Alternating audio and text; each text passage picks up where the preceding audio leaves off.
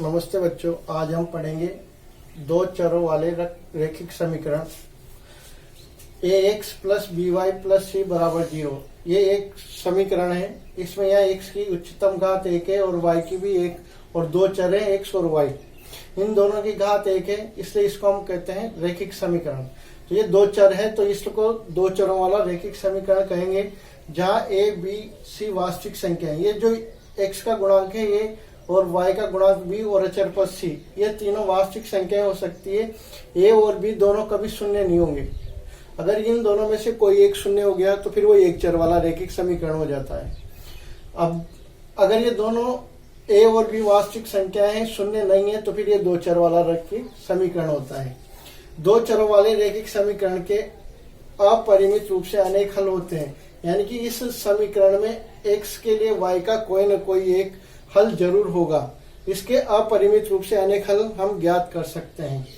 दो चरों वाले प्रत्येक रैखिक समीकरण का आलेख एक सरल रेखा होती है, और जब हम इनके मान रख के और ग्राफ रेखा बनाते हैं तो वो एक सरल रेखा प्राप्त होती है।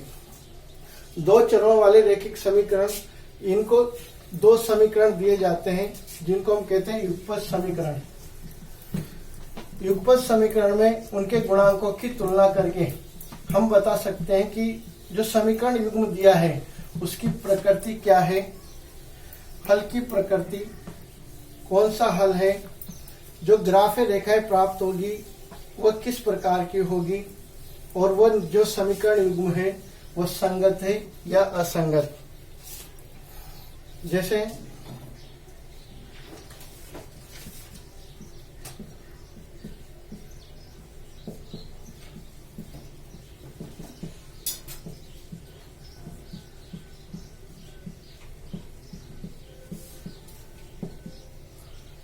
ये युग्म होगा, जोड़ा होगा, तो इसमें जो पहली समीकरण होगी वो होगी a1x b1y,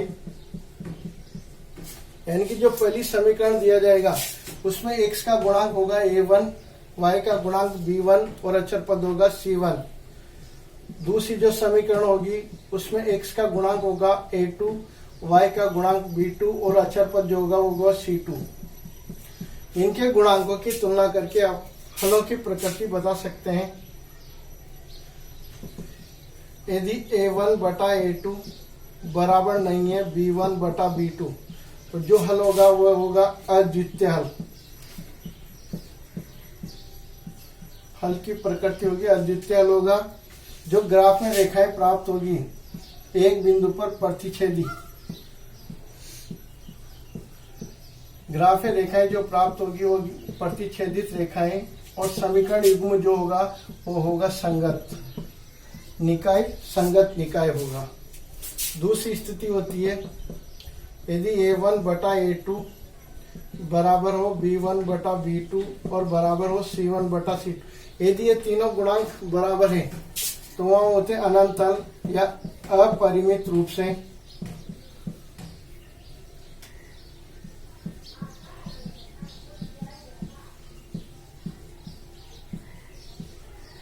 जो ग्राफे रेखाएं होंगी वो होगी समपाती। समीकरण युग्म जो होगा वो होगा संगत। तीसरी होती है इन गुणांकों की तुलना करें, a1 बटा a2 बराबर हो b1 बटा b2 बराबर नहीं हो c1 बटा c2। ये दो अनुपात बराबर हो और ये अनुपात बराबर नहीं हो तो फिर वहां कोई हल नहीं। जो समीकरण युग्म दिया है उसका कोई हल नहीं है। ग्राफ में जो रेखाएं प्राप्त होगी वो होगी समांतर रेखाएं, और जो समीकरण युग्म होगा वो होगा असंगत। तो इस प्रकार हम दो समीकरण युग्मों की गुणांकों की तुलना करके बता सकते हैं उनके हल की प्रकृति के बारे में, ग्राफ रेखाओं के बारे में, और वह जो समीकरण युग्म है वह संगत है या असंगत। अब देखो इसकी प्रश्नावली 4.1 का पहला सवाल देखो।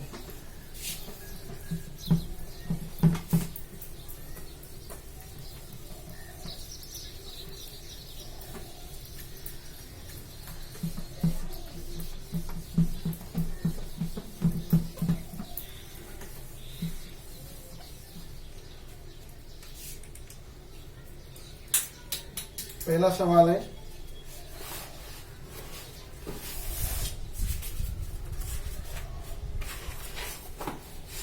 दो चरों वाला रैखिक समीकरण बनाना है।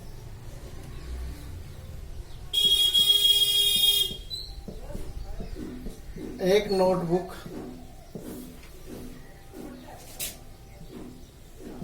एक नोटबुक की कीमत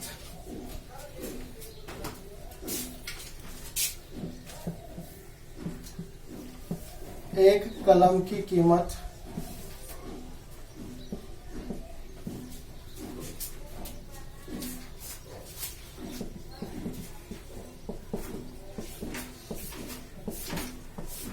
एक कलम की कीमत से 2 गुनी है।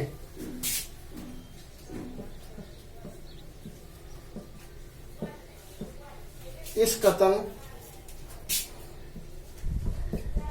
को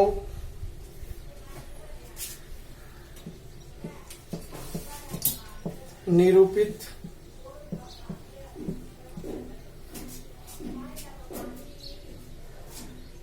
करने के लिए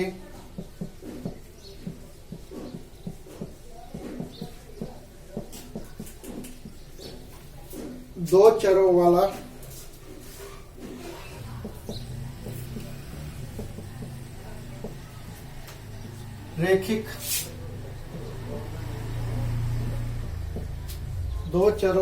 रैखिक समीकरण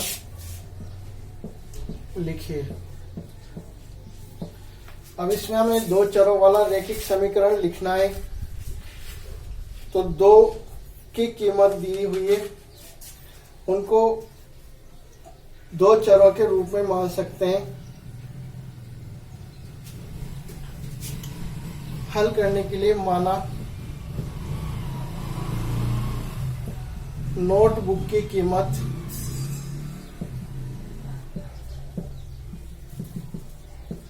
x रुपए है और कलम की कीमत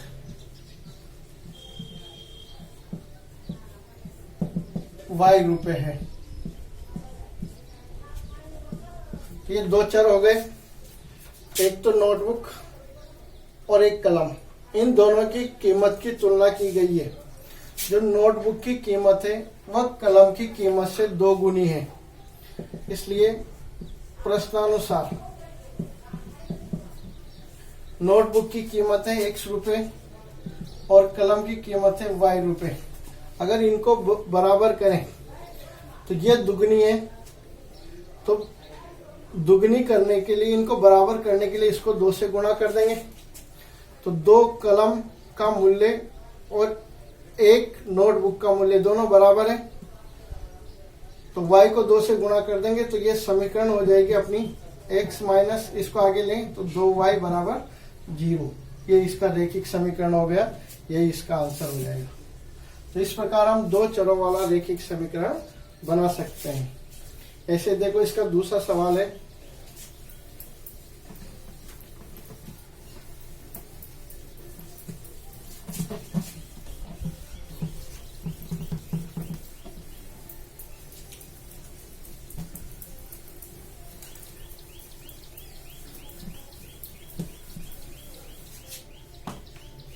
सवाल नंबर 2,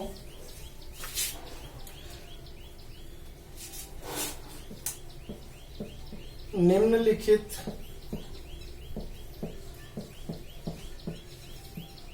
समीकरण, निम्नलिखित रैखिक समीकरण, रैखिक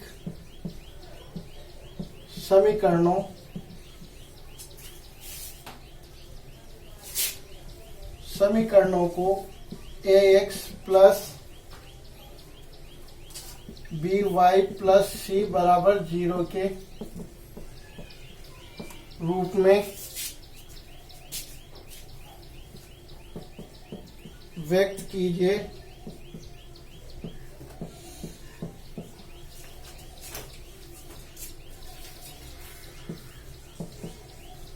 और प्रत्येक स्थिति में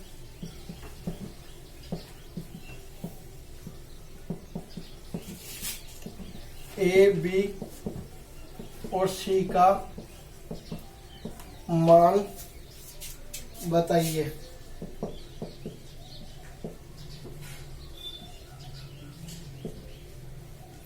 पहला सवाल, 2x प्लस 3y बराबर 9.35 बार।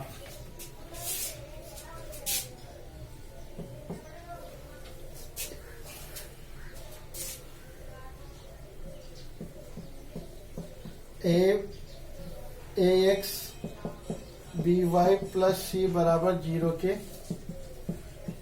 रूप में लिखने पर, ये प्लस से ये आ गया था, क्या होगा minus 2x plus 3y minus बराबर 0। क्या इसको लिख सकते हैं 2x plus 3y plus minus 9.35। यहाँ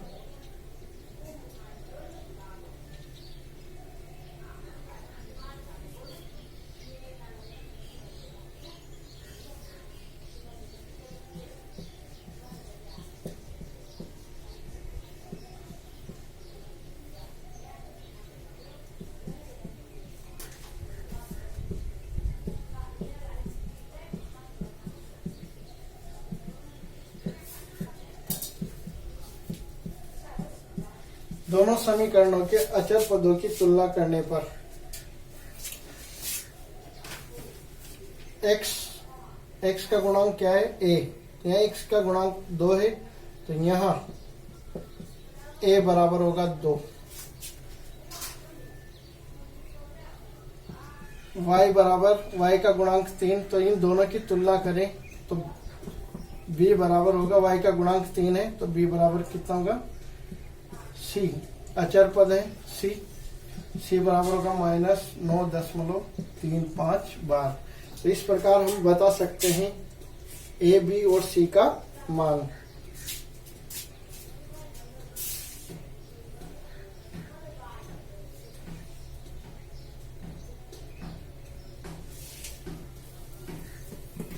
देखो एक और सवाल,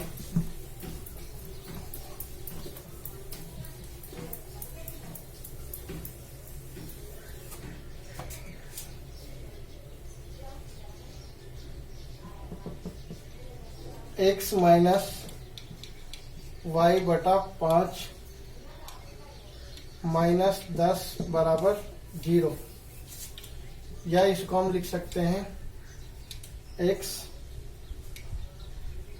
1 into x plus minus 1/5 into y plus minus 10 बराबर 0।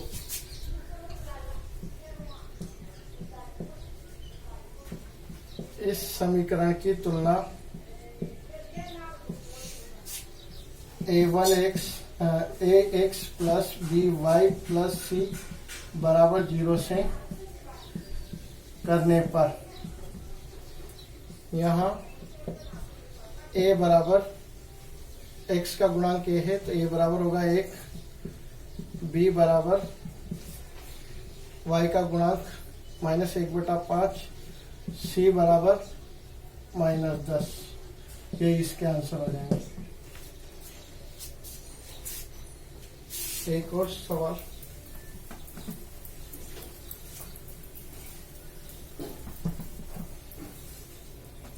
तीसरा सवाल है,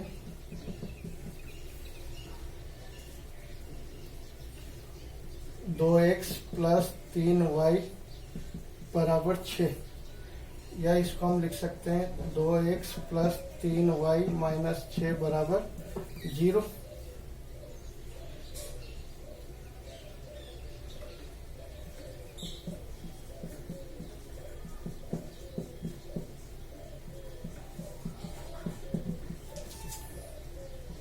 समीकरण की तुलना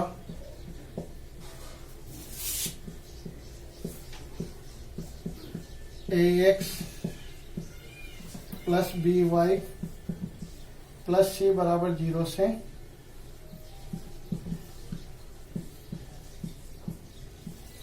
इससे तुलना करें ए बराबर x का गुणांक, b बराबर y का गुणांक, c बराबर अचर पद। ये इसके आंसर होंगे। चौथा सवाल,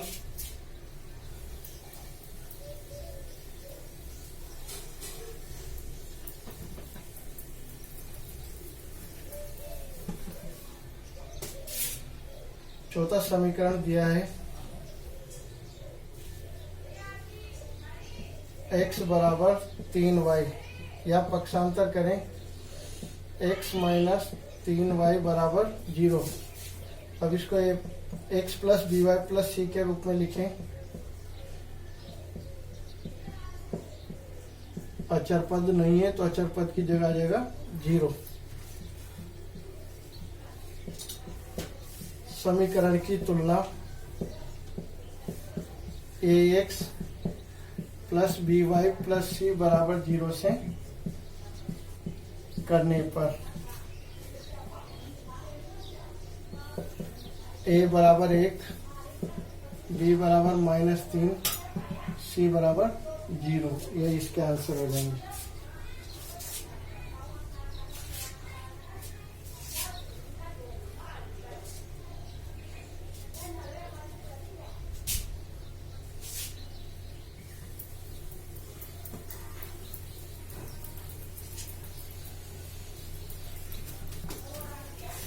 देखो एक और सवाल,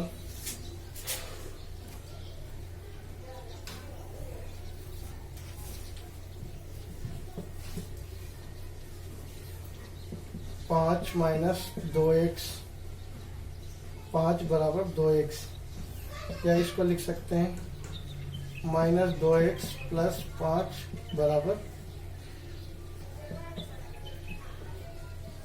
-2 इंटू एक्स। इसमें y का पद नहीं है तो y गुणा हो जाएगा 0 और अचर पद आएगा 5। समीकरण की तुलना ax plus b y plus c बराबर 0 से करने पर माइनस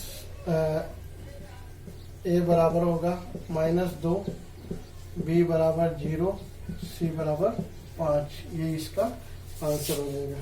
तो इस प्रकार हम कोई भी समीकरण दिया जाए उसको ax plus b y plus c के रूप में लिख सकते हैं। अब चूंकि यहाँ y का कोई पद नहीं है तो y 0 से गुणा होगा और अचर पद की जगह 5 और x की जगह -2x आएगा। तो ये a हो जाएगा, ये b और ये c।